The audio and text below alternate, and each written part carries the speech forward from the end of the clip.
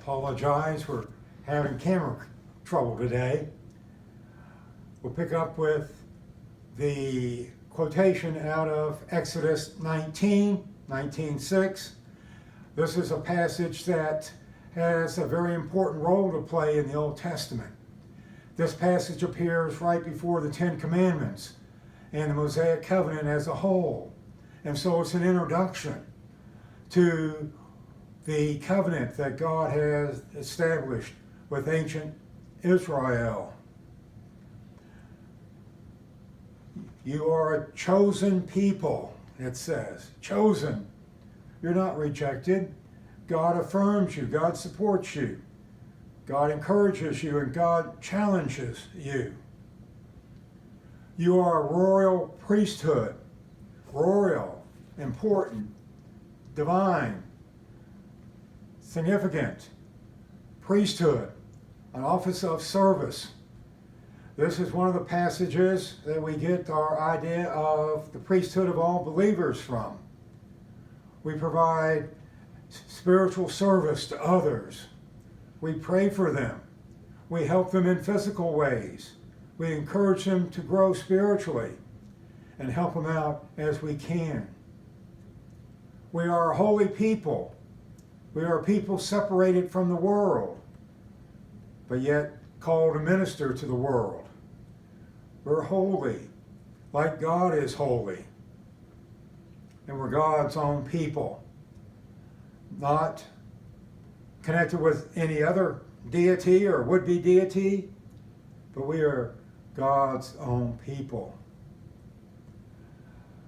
Quoted in 1 Peter and in Romans, these metaphors, these ideas support, encourage the inclusion of Gentiles. But not only Gentiles are included in God's people, chosen, priestly, holy, God's own people, they're given a purpose, given a responsibility. The purpose of God's people is to declare the wonderful deeds of Him who called you out of darkness and into His marvelous light. We are to declare, we are to proclaim, we are to tell people about the wonderful deeds that God has done. Maybe we need to take a moment sometime today and write out a list of those marvelous deeds that God has done for us. This passage parallels a lot of thought from the Psalms. In many of the Psalms, the psalmist says, I will proclaim your praises to the world. Our purpose is to declare the wonderful deeds of God. And then there's a concluding affirmation. It's built on the prophet Hosea. Now, not everybody knows about Hosea's 3 children, but as a prophet, he gave them prophetic names, names that had a prophetic significance. And in the order in which he named his children, translated into English, the first child is named more or less, Judgment is Coming. The second is named Not Pitied. The third one, Not My People. Maybe even Not My Child. The idea here is that God is coming with judgment against God's people, and God's not going to have pity on them. And perhaps He's even going to deny that they are His. But in the concluding words of affirmation here, judgment has come. And these Gentile people have passed the judgment.